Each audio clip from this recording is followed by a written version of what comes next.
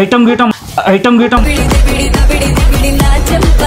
మాట్లాడినావు అనుకో, మామూలు అంటే మామూలుగా కాదు, ఫుల్ రెచ్చిపోతా చెప్తున్నా.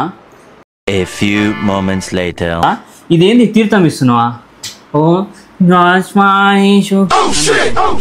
ఎట్లా అంటే ఇట్లా ఉండేటోని, ఇప్పుడు చూస్తే ఇట్లా అవుతున్నా అంటే ఏంటి?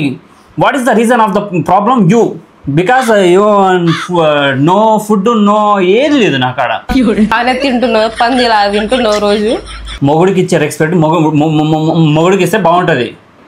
నేను పంది పిల్లలు లెక్క కనిపిస్తున్నానా?